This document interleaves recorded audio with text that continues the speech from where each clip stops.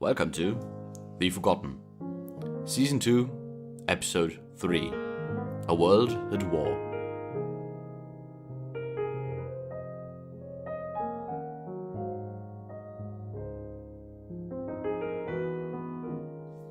First and foremost, as I am afraid has almost become a tradition, I have to apologize for my latest break in the podcast.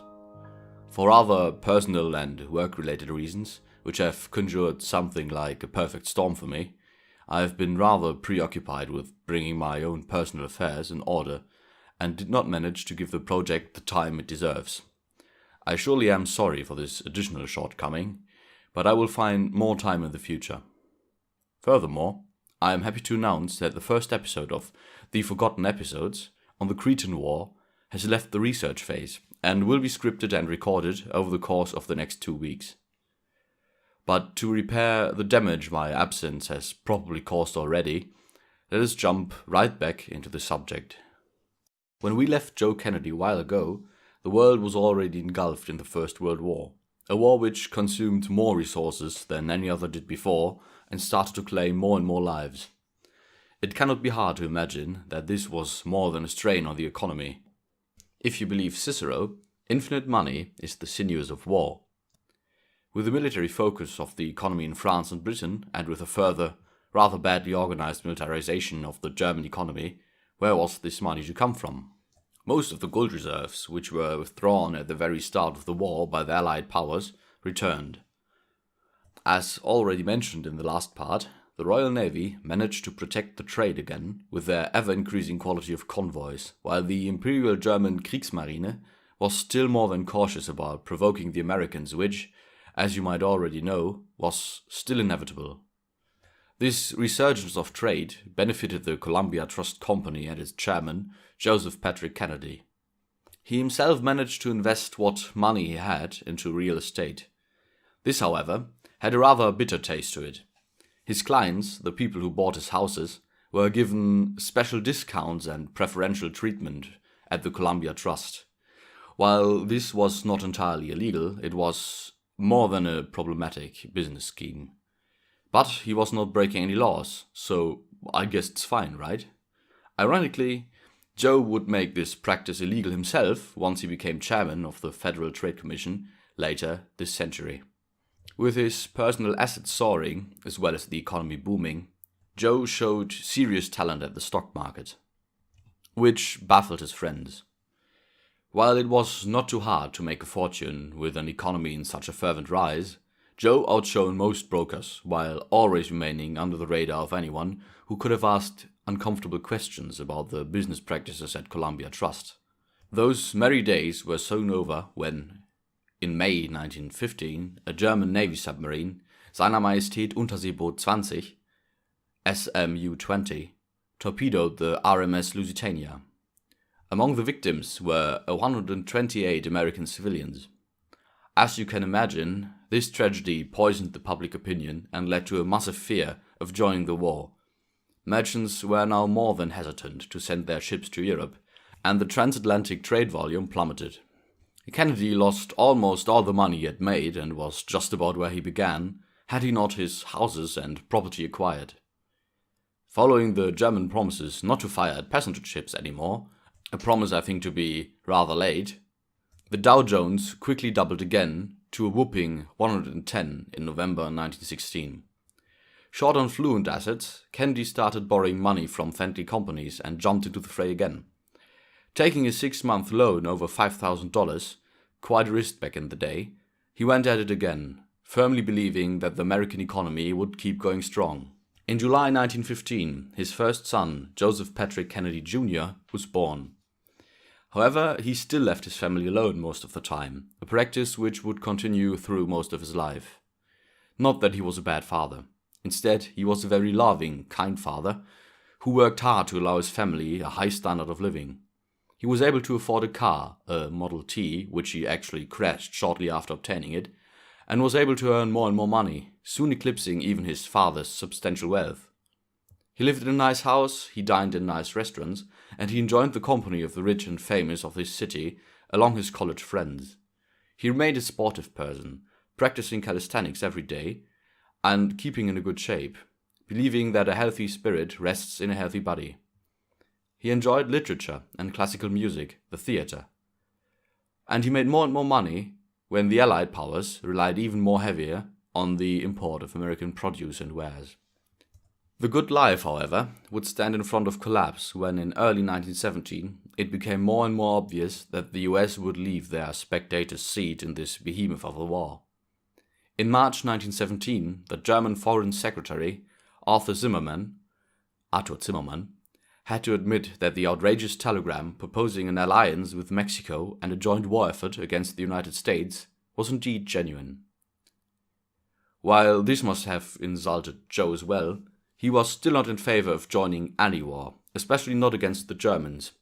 He was appalled by the propaganda effort, depicting the Germans as Huns and barbarians, which threatened civilization itself. In her autobiography, his wife Rose recalled that he was more than upset when many of his friends applauded the Somme offensive. While he was most certainly not siding with the Germans, he viewed the entire war as futile and joining it as a potential economic catastrophe.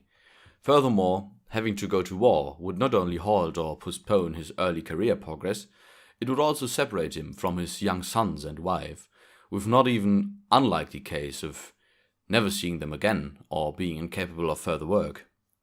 I said sons instead of son because on May 29th, 1917, John Fitzgerald, Jack Kennedy, one of the most influential Americans to have walked the earth to this day, was born a sickly young child, almost not surviving his birth. So going to war was not an option for young Kennedy. Rather unfortunately, as America was drawn into conflict when Germany restarted its uneingeschränkter U-Boot-Krieg, the unrestricted submarine warfare, it needed an army. While President Woodrow Wilson, who won his re-election based on the fact that he had kept America out of the harrowing slaughter that happened on the rest of the world, would most certainly have liked to keep the American army based on volunteers only, it would, as Britain had shown, take too many workers out of the war economy. America introduced something called the selective service. Long story short, this system would send some men to the army, while forcibly enlisting others to help in the war effort at home. While there was the incentive to spare married men from being sent to the battlefields to keep American families intact, in October 1917, this rule was cut down before it was really implemented, because to be exempted, you would have to prove that no one else could provide for your family while you were gone. Which, in Joe's case, his rich and powerful father and his even more rich and powerful father-in-law could with ease. More than luckily for him, he could manage to jump into a different category. This is where my most helpful purchase in literature comes to play. Hostage to Fortune, edited by Amanda Smith, is a collection of Joe Kennedy's letters, and it starts in 1914. So it contains one of the most interesting documents of this period, not only concerning Joseph P. Kennedy, but the American system of conscription itself. His letter to the District Draft Board No. 5 from February 18th, 1918. Allow me to analyze. The letter was intended to reinforce his claim to be moved into the industrial category, the shipbuilding category to be exact. This category was founded by the Provost Marshal General to find capable young men to build a new US Navy and expand the trade fleet. While Joe admitted that he does not have any idea about shipbuilding, he mentioned that he was approached by the Fall River shipbuilding plant, which built ships for the merchant and the military navy. He was told that he was supposed to oversee the entire enterprise, as its owners were relocated to different locations, and that he was to take over as the assistant general manager. Of course, having to leave his position at Columbia Trust, which he, as he mentioned to them, could not leave on short notice, but that, quote, I would endeavor to wind up my businesses in such a manner that I could leave the following Wednesday or Thursday, end quote, which would have been the 15th or the 16th of October. When he finally arrived on the 15th, as he had promised, he had taken over the plant and given 60 to 65 working hours a week. After depicting the entire process of getting his foot into the door of the company, he enunciated on his importance to it. This shows how he is trying to stay in America, in Boston even. He brings up 8 distinct arguments, numbered actually, basically explaining his duties and their importance.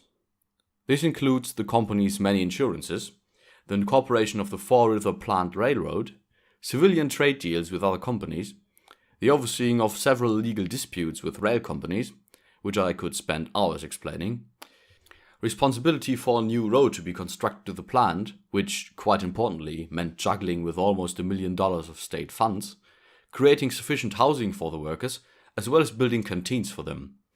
This last job will be a matter of some amusement later on. Another important field he worked in was being the treasurer of the Mutual Benefits Association, an organization responsible for the general well-being of the over 30,000 workers, as well as organizing their insurance policies. Whenever the president of the company and general manager, Samuel Wakeman, had to be absent for negotiations and other business reasons, Kennedy assumed full responsibility for the entire enterprise. Although he admits that he, quote, never had any technical training, my experience had been entirely in the business field, end quote, he does not fail to mention that he was the only non-technical worker to be enrolled into a special bonus program, with nice additions to his salary. He concludes his letter with the following: I have submitted this information to you as evidence to show that I am trying to perform the duty which I feel incumbent upon me. My inclination to enter the shipbuilding business was absolutely prompted by a desire to feel I was doing something worthwhile. Trusting that you will give this evidence some consideration, I am very respectfully yours, Joseph Patrick Kennedy, Sr. As you can see, the selective service system was easily accessible to most citizens. Although it might appear that only very few well-connected subjects would be exempted from having to go to war, there are more than enough reports about letters to the draft board being as effective as Joe's was going to be. Without a doubt, the system proved to be rather efficient. Building more and more weapons, especially planes, an industry that would see more than 200,000 people employed at the end of the war, as well as munitions plants and supplies for the troops, food and leatherwares, the production boomed, while the Dow boys would prove their military worth in some pitched battles, for example in the Argonne Forest. The US society was mobilized like the European societies were. The Food and Fuel Control Act came into play, as well as many American citizens creating victory gardens in their backyards to sustain themselves, allowing more food and foodstuff to be sent to the front or being sold to the Europeans for a nice profit.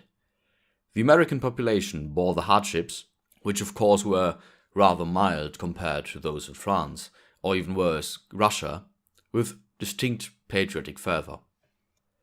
It is hard to say whether Kennedy was really inspired by patriotic fervor, or just wanted to save his behind from being sent to France. It cannot be disputed, however, that good old Joe did what he could to perform admirably well at his new job. And oh my, did he excel at it. Steadily increasing his workload to over 70 hours a week, he kept expanding his field, obviously to the satisfaction of the draft board, which saw him in the position he was supposed to be in, not in a muddy trench at Saint-Mihiel or somewhere else. When he was offered directorship of the City Gas Company in Quincy, he turned it down because he could not afford to split his attention in two. Concerning the feeding and canteens of the workers, as mentioned before, quite funny and quite symbolic for his character, he organized a small, privately held company, using his bonuses and what he had saved, to organize and found the Fall River Lunch Company. He himself made a nice profit of this task, and the company would gradually increase its output as more and more workers were drafted into the plant. Furthermore, he managed the plant's baseball team, which was not at all successful, but endeared him to the workers of the company, making his life a whole lot easier. His last, and in my eyes, most important task at Fall River was to combat the effects of a new terrible disease which hit Boston in September 1918, the Spanish flu or the influenza. He made a considerable effort to transform many dormitories into infirmaries and quarantine zones, risking his own health for the sake of the workers. So it is hard to say that Joe Kennedy was a coward. The stress, however, caused him to develop an ulcer, which would afflict him for quite a time of his life. The constant fear for Jack would not ease his pain, but rather caused him to be torn apart between ensuring his family was safe and the detrimental effects spending more time at home had on his career. Furthermore, on the 18th of September, Rosemary, or Rosemary as she would be known through most of her life, was born. She would be a source of great shame and pain to her father later in her life, and break his heart without being at fault herself. In October, however, the war ended early for Joe Kennedy. Being in his office at Fall River, he suddenly collapsed from a lack of sleep, stress, and the terrible pain in his stomach. The company did the single right thing and sent him to a health farm. He would only return after the war was over. But that is going to be the subject of next week's episode. Thank you very much for listening.